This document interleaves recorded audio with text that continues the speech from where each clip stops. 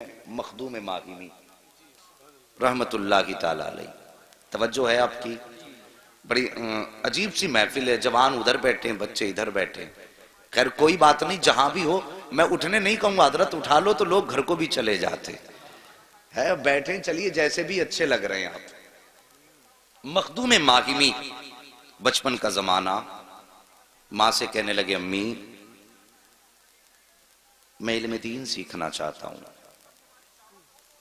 इतना कहा ना, माँ कहने लगी बेटे उस वक्त ऐसे मदरसे नहीं थे जैसे आज घर के दरवाजों पे मदरसे। हमें तो इल्म की कदर ही नहीं रह गई।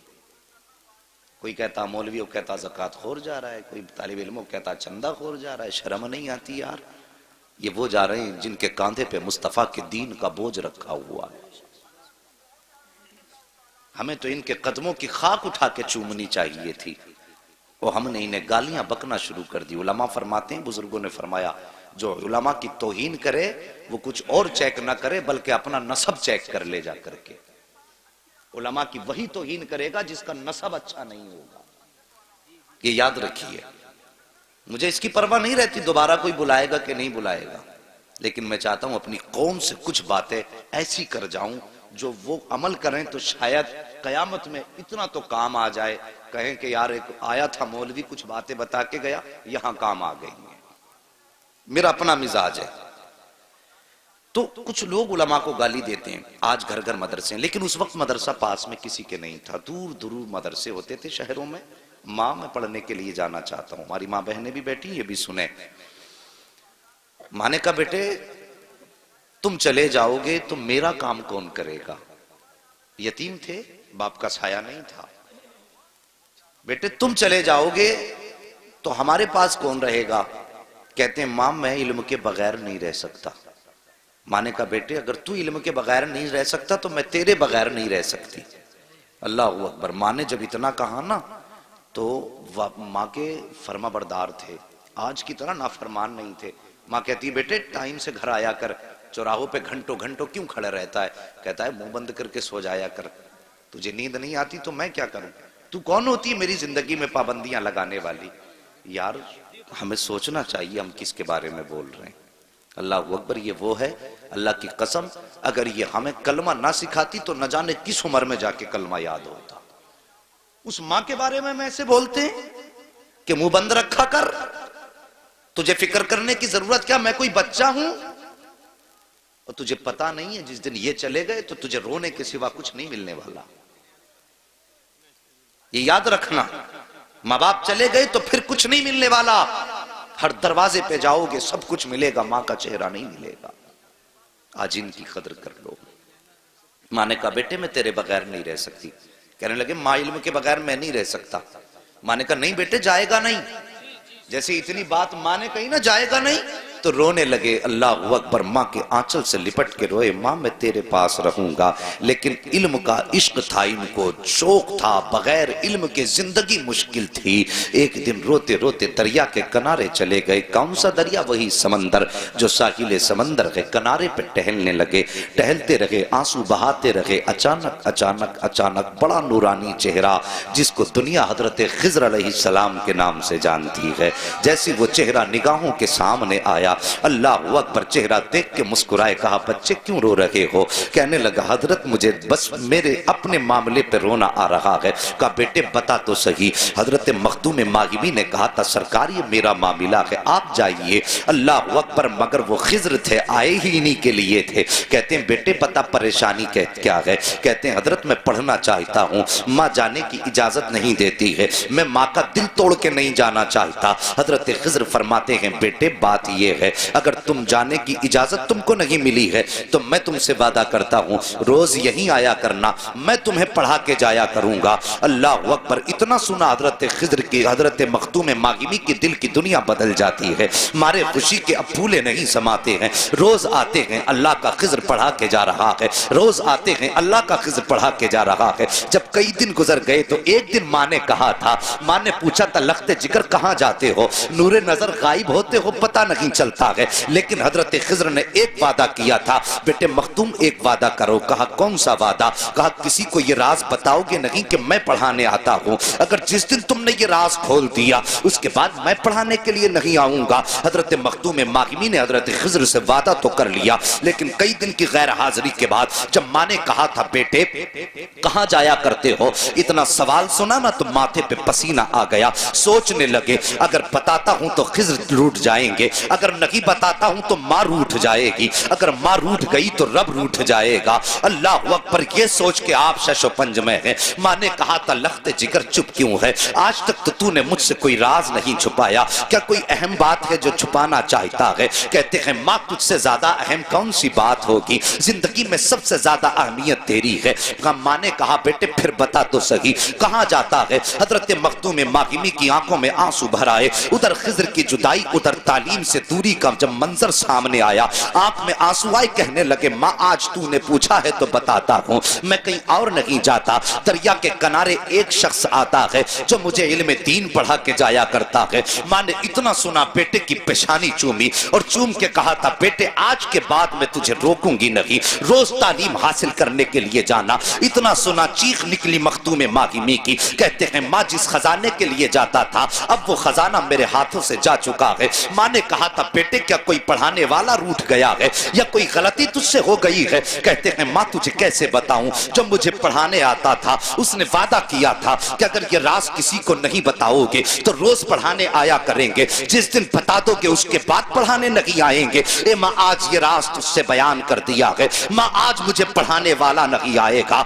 आज के बाद मुझे दीन सिखाने वाला नहीं आएगा। इतना सुना कि माँ ने लाल को सीने से लगाया और सीने से लगा के कहा बेटे उदास ना हो, जा जाके बिस्तर पे आराम कर ले। हजरत मखदूम मागिमी तो बिस्तर पे लेटे हैं, चेहरे पे चादर डाली है, आंख में आंसू लेकर के सो जाते हैं। लेकिन माँ नहीं सोई है। और लोगों आज परेशानियां होती हैं तो मौलवियों की चौखटों पे जाके झटके धक्के खाया करते हो, टोरी कर दो तावीज कर दो, मुसीबतें आ रही हैं। अल्लाह की कसम खा के कहता हूँ सबसे बड़ा तावीज खुदा ने तेरे घर के अंदर रखा है, सबसे बड़ा दुआ देने वाला खुदा ने तेरे अंदर रखा है। आज झूठे पीरों फकीरों के चक्कर में तुम दर दर की ठोकरें खाया करते हो। अगर तुम्हारे काम नहीं बना करते हैं तो छोड़ो इधर उधर के चक्कर, अगर घर के अंदर माँ मौजूद है तो कदम पकड़ लो और आंचल सर पे रख के कह दो ए माँ बरकत की दुआ कर दे। अल्लाह की कसम खा के कहता हूँ अगर माँ ने खुश होकर के हाथ उठा के दुआ कर दी तो सुनो हाथ नीचे बाद में आएंगे, खुदा की रहमतें तेरे घर में पहले उतर। नाराए तकबीर, नाराए रिसालत, उलमाए अहले सुन्नत, जश्ने गौसुल वरा, नाराए तकबीर, नाराए रिसालत।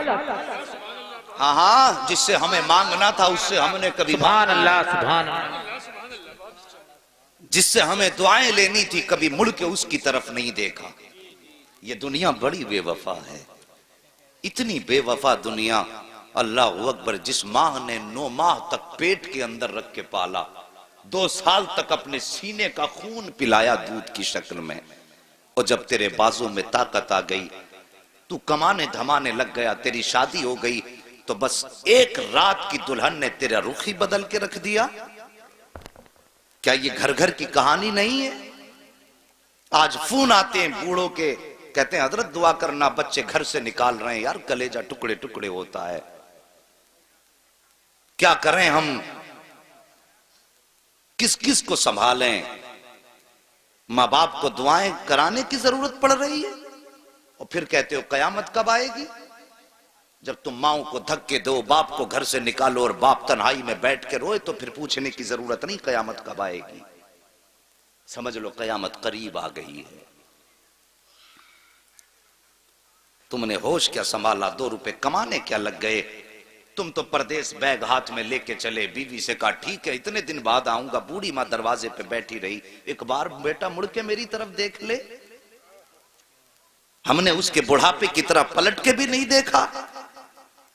और तुझे क्या लगता है तेरी जो जेब में आके पैसा गिरता है ये तेरी मेहनत का सबब है? अल्लाह की कसम ये तेरी मेहनत का सबब नहीं है, तेरे माँ बाप की दुआओं का नतीजा है।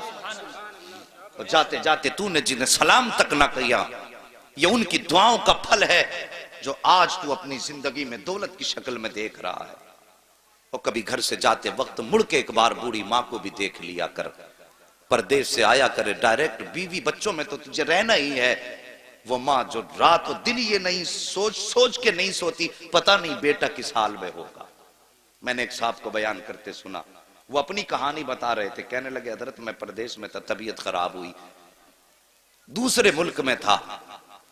जब मैं वापस आया मेरी माँ ने मुझसे कहा, बेटे इतने महीने पहले बता तेरी तबीयत खराब हुई थी। गौर करो, माँ ने कहा बेटे इतने महीने पहले तेरी तबीयत खराब हुई थी। बेटा कहने लगा हाँ माँ तुझे कैसे पता। कहने लगे बेटे मेरा दिल नहीं लग रहा था, मुझे ऐसा लगा जैसे मेरा बेटा परेशानी में है। यार अल्लाह ने माँ के दिल को तुझसे इतना करीब किया कि तू 7 समंदर पार, तेरे पेट में दर्द हो तो माँ का दिल बेचैन हो जाता है। फिर तुझे एक बार भी उस माँ की याद नहीं आती? तू परदेश जाए तो उस माँ की जबान नहीं सूखती तेरे हक में दुआ करते करते। बीवी बच्चे तो ये सोच के सो जाते हैं अब 8 दिन बाद आएगा तो इतना पैसा लाएगा, लेकिन माँ जब लेटती है कहती है अल्लाह मेरी खैर है, मेरे बेटे को सलामत रखना। आज हम उन माओं से दुआएं नहीं लेते। अल्लाह अकबर, तवज्जो है आपकी? अल्लाह आपको सलामत रखे। मैं अर्ज कर रहा था हजरत मखदूम माहिमी बिस्तर पे लेट गए, मुंह पे यूं चादर डाली और लेटे। अल्लाह अकबर, मां ने आंचल उठाया, मेरे मालिक मेरे बेटे के तालीम के गैब से असबाब मुहैया फरमा दे। मां का इतना कहना हुआ। अगला दिन जब आया हजरत खिज़र अलैहिस्सलाम को, वो वक्त जब आया ना जिसमें जाते थे हजरत मखदूम पाक, तो वो वक्त याद आया। कहने लगे चल यार आज खिज़र तो नहीं आएगा, उस जगह को चल के देख लें जिस जगह पे वो आने वाला बैठ के पढ़ाया करता था। ये इश्क था तालीम से मखदूम माहिमी का। अल्लाह अकबर, ये इश्क था उनका। कहते चल उस जगह को देख ले। ये सोचा, दिल में ख्याल आया चल निकलते हैं। जब घर से निकले, जब पहुंचे उस जगह पे तो हर दिन का मामला ये था, आप पहले जाते थे बाद में खिज़र आते थे, लेकिन आज जब गए हैं ना तो पहले खिज़र आके उस जगह पे खड़े नजर आ रहे हैं। हजरत खिज़र अलैहिस्सलाम को जब देखा है, अल्लाह अकबर, मखदूम माहिमी दौड़ के गए, कदमों से लिपट जाते हैं। मेरे मोहसिन बता तो सही, तूने तो वादा किया था कि अगर मैं वादा तोड़ूंगा तो वापस नहीं आना है, फिर बता आज किस लिए आए हो? मखदूम पाक के इतने जुमले सुने सरकार हजरत खिज़र अलैहिस्सलाम कहते हैं बेटे मैं तुझे पढ़ाने नहीं आया हूं और ना ही आज के बाद पढ़ाने आऊंगा। कहा हजरत फिर किस लिए आए हो? कहा सुन याद कर, जब तू कल माँ के आंचल से लिपट के रोया था तेरी माँ ने हाथ उठाए थे? हाँ उठाए थे। कहा रब ने मुझे हुक्म दिया था ए खिज़र, अब तक तो तेरी ड्यूटी ये थी कि तू हर दिन दरसगाह के तौर पे पढ़ा था, लेकिन तूने ये वादा किया है कि तू पढ़ाने नहीं जाएगा। उधर माँ ने हाथ उठा दिए हैं कि अल्लाह मेरे बेटे की तालीम के गैब से असबाब मुहैया फरमा। मालिक चाहता क्या है? का सुनो मखदूम, रब ने हुक्म दिया है ए खिज़र जाओ जमीन पे चले जाओ और जाके मेरे मखदूम को सीने से लगा लो। जितनी वुसात उसके सीने में है एक बार सीने से लगा करके सारा इल्म मेरे मखदूम माहिमी के सीने में अता फरमा। अल्लाहु अकबर।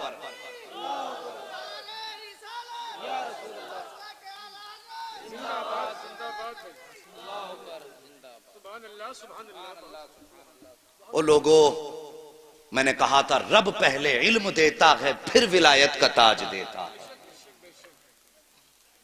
और इल्म विलायत की पहली सीढ़ी। हाँ हाँ, तुमने बाल लंबे कर लिए कमर तक, उसको विलायत की डिग्री समझ के लोगों को समझाने लगे हम वली हो गए। 10-10 हाथों में अंगूठियां, ये काय की? कहा ये उसकी है, ये कमाई की है, ये लड़ाई की है, ये बुझाई की है, ये रख देता हूं जिन भाग जाता, ये रख देता हूं आफतें टल जाती। वाह जी, ऐसा लगता है कि पूरी दुनिया का इलाज साथ लिए घूम रहा है। और हमारी कौम ऐसे लोगों के धोखे में आ जाती है। और मेरे भाई, अगर कोई भी आके कहे मैं वली हूं तो पहले उससे पूछ, बता तेरा रिश्ता मदीने वाले से कैसा है? सच बता, पहले देखो बाल उसकी सुन्नत के खिलाफ तो नहीं है, ये पूछो। उसके बाद उसके शराइत देखो, फिर उसे अपनाओ। कुर्बानी का जानवर कितना देखभाल के लेते हो? है? कान में छेद है, 6 मौलवियों को फोन करेंगे इसके कान में छेद है, उधर पूरे पीर में छेद हुए पड़े। हाँ, ये मिजाज है हमारे। बगदाद वाले पीर सरकार गौसे पाक मादर के शिकम में वली हैं, आलम अरवाह में वली हैं। इतना बड़ा वली, अल्लाह अकबर, शान देखो सरकार गौसे पाक की। मुफ्ती साहब तो सब कुछ बताते रहते होंगे। जहां पे ज्यादा काबिल लोग होते हैं तो वहां सोचना पड़ता तकरीर में बताना क्या है? तो ये बुजुर्गान दीन आपके बीच रहे, इन्होंने सब कुछ बताया होगा, लेकिन बरकत के वास्ते मैं जिक्र कर लूं, सिर्फ बरकत के वास्ते, क्योंकि उनकी बातें जिस जबान पे हो जाएं, मेरे गौस फरमाते हैं जो मेरा मानने वाला होगा, नाम लेने वाला होगा, तो जब तक वो तौबा नहीं कर लेगा उस वक्त तक अल्लाह उसे मौत नहीं देगा। उनके नाम की इतनी बरकत है, और फिर उनसे दुश्मनी कर लो तो कतई खैरियत ही नहीं है जी। बड़ी पावर वाला मामला उनका है। बस एक बात अर्ज कर दूं, बचपन का जमाना सरकार गौसे पाक का है, जरा सी हथेली पे सरसों अगर जादू से जमाने लग गया तो वो कहता बस मैं अपने दौर का सबसे बड़ा गौस हूं। फिर वो खातिर में कहां लाता, तेरी औकात क्या है, मेरा गौस वो है जो जमाने को पाल रहा है, जो दुनिया का निजाम चला रहे हैं, वो है अब्दुल कादिर जिलानी। दुनिया जिनके नज्म नस्ल से चलती है वो है सरकार गौसे पाक। बचपन का जमाना, बच्चे खेल रहे हैं। अजीब गुजारिश करूंगा, नाराज मत होना, कुछ कड़वी बातें आने वाली हैं। हाँ, पहले बता दूं, मेरी तकरीर तो यार को बेचैन करती है, सबब क्या है वही कहता हूं जो दिल पर गुजरती है। अब जो लॉकडाउन कुछ दिन से हुआ है ना, तो मुतवल्लियों ने इमामों की जान खा ली। मोहतमीम जो मदारिस के हैं उन्होंने मुदर्रिसों का खून पी लिया। मैं साथ कैमरा है मेरे आगे, मैं कहता हूं दुनिया सुने इसे। ये कौम का रोना है, तुमने नहीं सुना? कुछ दिन पहले बरसात हुई, छत गिरी, इमाम के बच्चे और बीवी में उसी में दब के खत्म हो गए। ये कौम करोड़ों करोड़ों रुपए मस्जिद में तो लगा देती है, इमाम के हुजरे तक का इंतजाम नहीं कर सकती, और फिर कहते हैं हमने तरक्की की है। क्या खाक तरक्की की है जो तुम्हें 5 टाइम अल्लाह की बारगाह में लेके जाता है, तुम उसकी छत तक नहीं बना सके? एक मुफ्ती साहब मुझसे कहने लगे, हज़रत लॉकडाउन में 5 लाख का चंदा करके दिया मदरसे वालों को, 5 लाख का, और मदरसे वालों ने यह कह के कुछ नहीं दिया कि इस टाइम लॉकडाउन है, तुम्हें कुछ नहीं दिया जा सकता। शर्म नहीं आती? मैं तो सबकी बात करता हूं, चाहे वो ऊपर का मामला हो या नीचे का हो, किसी का हक न मारा करो, किसी का हक न मारा करो। अभी कुछ दिन पहले अखबार में एक तस्वीर और आई, किसी हाफिज ने फांसी लगा के अपनी, वो मर गया। बात ये नहीं उसने अच्छा किया या बुरा किया, बहस इससे नहीं कि वो गलत किया या सही, बहस ये है कि यार कौम ने एक इमाम को कितना मजबूर कर दिया कि वो बच्चों के चेहरों के भूख के असरात ना देख सका। फिर वो कौम कहे हमने तरक्की की है तो झूठ बोलती है। वो कौम कितनी मजबूरी रही होगी उस बाप के सामने जिसने बच्चों के होते हुए फांसी पे लटकना गवारा किया। क्या कभी किसी ने उसके दर्द के बारे में सोचा?